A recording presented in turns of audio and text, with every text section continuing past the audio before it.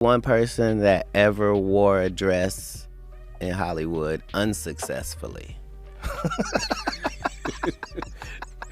That's how you understand what a ritual is. Not Shaboozey. They didn't turn Shaboozey to Shaboozey.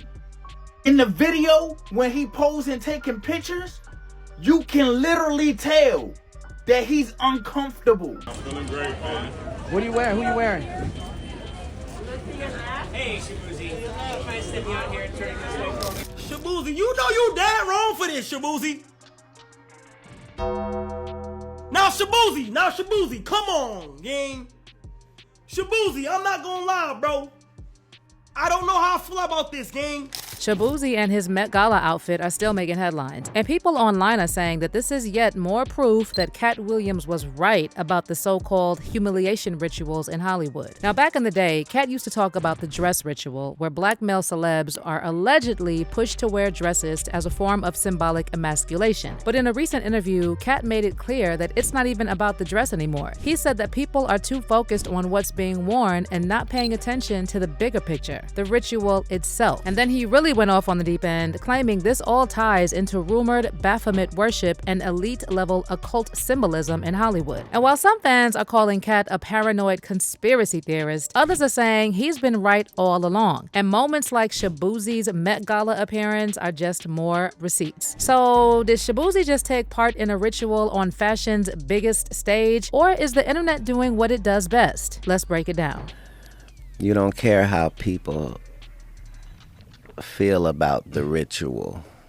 It's about, does following the ritual work? Humiliation ritual has become a popular catchphrase people use every time a celebrity steps out in something wild or does something out of pocket. It's become the internet's favorite way to explain anything weird or cringe in the world of fame. From Caitlyn Jenner's Vanity Fair cover to Sam Smith showing up in that blow-up latex balloon outfit, or Will Smith slapping Chris Rock at the Oscars. Same with Kanye's wife Bianca showing up naked to the Grammys, John Cena presenting at the Oscars with nothing but an envelope to cover his area, Doja Cat's fake black eye at the Balenciaga show. This list goes on and on. Now, the whole humiliation ritual theory has gone full viral. And while some folks swear it's just paranoia, others are fully convinced there's a secret Hollywood playbook full of symbols, sacrifices, and soul selling. So when Shaboozey made his Met Gala debut last Monday in a full turquoise fit, crop suit, jacket, matching pants, and beaded chains draped across his chest, the internet clocked it immediately and said it's giving initiation ceremony. Some people also pointed out that turquoise symbolizes spiritual transformation, while others noticed Shaboozey looked uncomfortable while posing for photos in front of his hotel.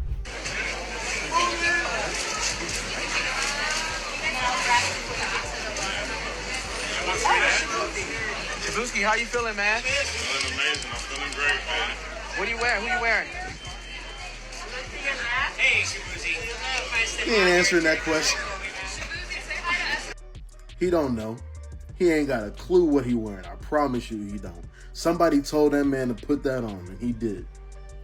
I mean, out here looking like somebody auntie. This dude's supposed to be a country artist. Now, as soon as some people started bringing up the humiliation ritual talk, Katt Williams' name started trending, and fans were quick to resurface his infamous takes on the so-called dress ritual. And while Shaboozey wasn't technically in a dress, fans online were quick to point out that it didn't even matter anymore because Katt already told us it's not about the dress. Back in the day, when Katt first started calling out the industry for what he saw as deliberate acts of humiliation, people laughed him off. They said he was paranoid, bitter, or just another celebrity spiraling. But now, a whole new generation of internet truthers are calling him a prophet. They're pulling up clips from interviews and stand-up sets where he talks about how Hollywood doesn't just reward talent, it rewards obedience. And according to Katt, nothing goes viral unless they want it to. Now, there's also been this ongoing narrative about Hollywood especially loving to put black men in dresses or feminine fits as a way to emasculate them on purpose appearance and mock their strength and influence, especially when they're rising stars. And this isn't something new either. Dave Chappelle was talking about this way back in 2006 in that infamous interview with Oprah Winfrey, where he revealed he was pressured to wear a dress while working on a movie with Martin Lawrence. And Dave made it clear that it wasn't just a wardrobe choice. He felt like part of a pattern, like certain powerful folks behind the scenes were testing him, seeing if he'd play along. And once he started noticing that a lot of black men were being dressed up and paraded in ways that didn't align with their image, it started to look less like fashion and more like humiliation disguised as humor. Like when I see that they put every black man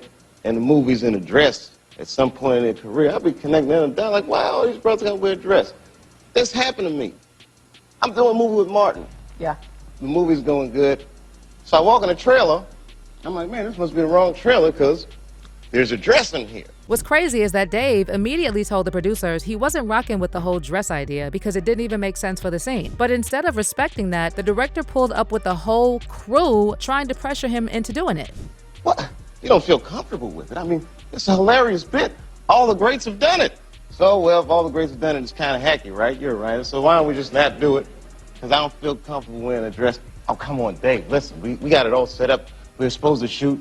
Every minute you waste costs this much money. You know, the pressure comes in. So eventually they backed off, but only after realizing Dave wasn't going to fold. And what's also wild is that Dave told Oprah that they already had a different version of the script ready to go without the dress scene. So it wasn't even necessary. It felt more like a test, like they just wanted to see if he'd cave and play along.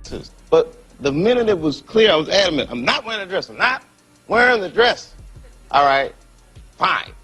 Think of something else. Guy comes back 10 minutes later, the whole new scene. Hot damn, how did you write the scene so fast? Now later on, when Kevin Hart was asked about Dave's comments, he kind of brushed it off, but he made it clear that he'd never do anything that might mess with his brand. I definitely haven't ran into to put on the dress. I mean, you know, you have to have boundaries. You have to have limits that you refuse to cross. You got to know that you're a brand. Yeah. I'm a brand. You need to protect your brand at all times. But then fast forward a few years and Kevin pops up in a dress on SNL playing a female pope. And whether it's a coincidence or not, his career took off like crazy after that skit. And suddenly he was everywhere. Movies, endorsements, sold out stadium shows. The new pope is 9-year-old Oscar nominee Kavanjane Wallace. Wow.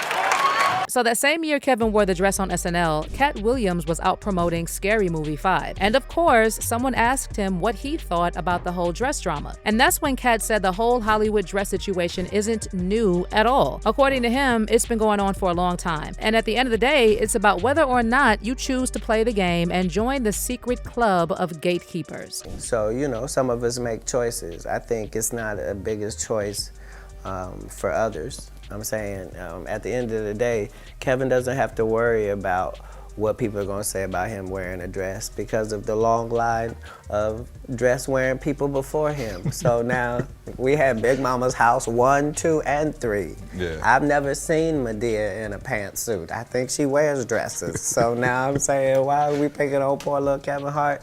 Because it was his turn next. Okay. Some of us are against the Illuminati, and we are against the Illuminati at our own detriment. When people are against the Illuminati, then they get punched in the face all the time. The press hates them, and nobody likes him.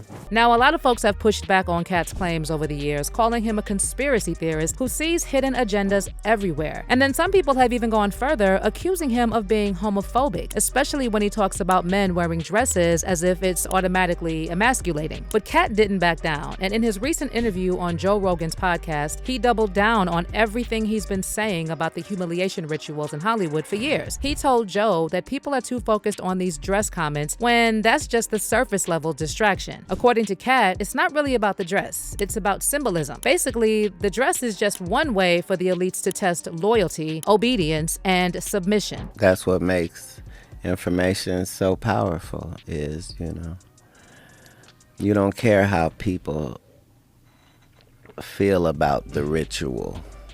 It's about does following the ritual work. Yeah. And so you can fool yourself into thinking there isn't one, but the evidence will be clear. So like when I be like, oh, these guys are wearing dresses, And everybody's like, "Oh, he keeps talking about people wearing dresses." No, it's not. That is a weird thing. It's not like that. Look at it from a different way. Look at it. Show me one person that ever wore a dress in Hollywood unsuccessfully.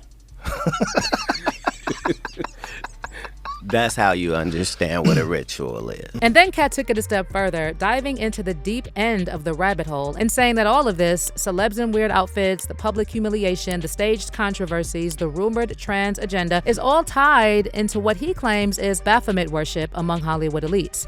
So 20 years ago, I knew that transgenders was going to be a thing. It wasn't because I was a prophet. It's just I had gotten so much information that I understood that things are secular. So I understood that the earliest I had seen that word transgender was Baphomet, the transgender. And so I knew that in the ritual of Baphomet, the transgender, to show allegiance to him, you had to kiss his ass ring. Really? And it said both of those things. So I knew that both of those things would become popular in the future. And that somehow calling people the GOAT would be normalized over the sheep being always the most popular reference. Now, circling back to Shaboozey, a lot of his fans jumped to defend him, shutting down this whole humiliation ritual talk and pointing out that Shaboozey simply followed the theme of this year's Met Gala, which was super fine, tailoring black style. One fan said, "It's literally the Met Gala, and he's extremely on theme. He's showcasing a designer. What is he supposed to wear? A polo?" And someone else added, "Do y'all not know dandyism, a style black people created, black men specifically?" But many others are still siding with Katt, and they're convinced there's a deeper meaning behind everything these celebs do. Someone commented, "Looks like the humiliation ritual. It's what happens when everybody decides to start judging him and calling him out his name." And another person added, "He chose to wear that. The humiliation ritual is real AF, and the Met Gala is ritualistic and all about symbolism. Souls for sale." But let me hear your thoughts on this whole humiliation ritual talk. Are people like Katt Williams reaching and reading too much into this? Or do you agree this is deeper than just clothes? Leave your thoughts in the comments, and don't miss out on this next video.